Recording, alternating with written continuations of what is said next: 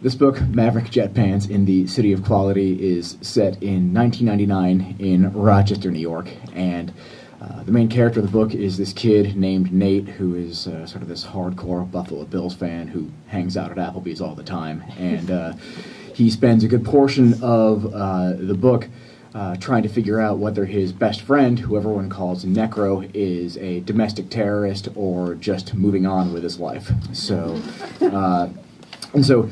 the chapter I'm going to read right now, it takes place after an explosion at a building has severely injured their friend, who is called Wicked College John. And this chapter is called The Sad Archives.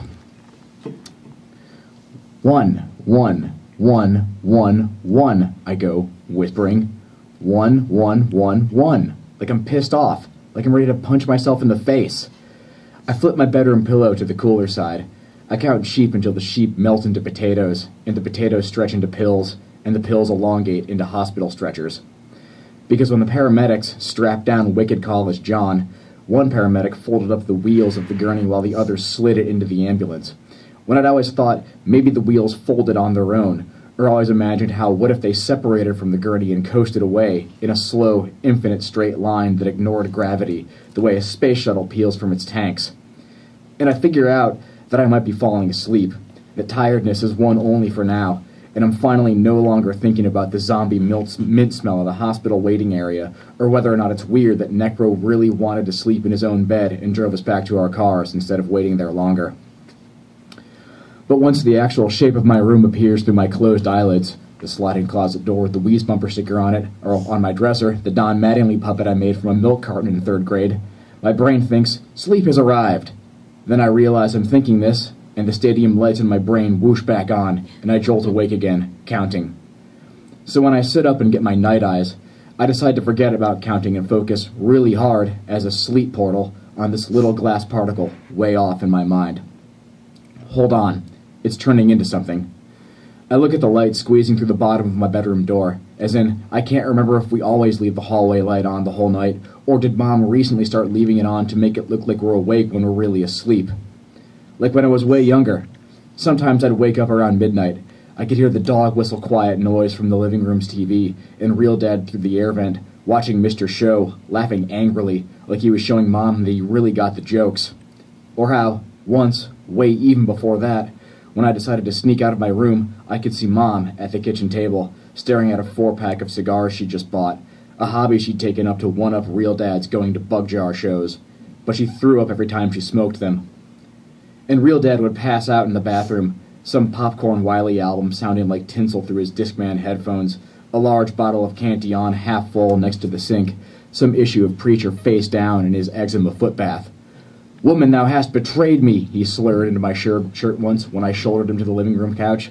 But I'd kind of agreed with him, because why else would you take a foot bath and read Preacher if you weren't right? After we helped Real Dad move into his new place in Penfield, Mom took me out for a drive. "Did you really like your father?" she said. "I don't know," I sort of snapped at her. "I mean, didn't you?" Her room is next to mine. I can't tell if I can hear anything in there. There are times when I can sit in my desk chair at night, with maybe only the chalky fluorescent desk light on, and everything I've ever thought about before suddenly harmonizes into one chord. And when I stare long enough, the Fred Flintstone piggy bank on my dresser suddenly will look like a totem pole mask worn by whoever is going to come to me in my sleep and slit my throat.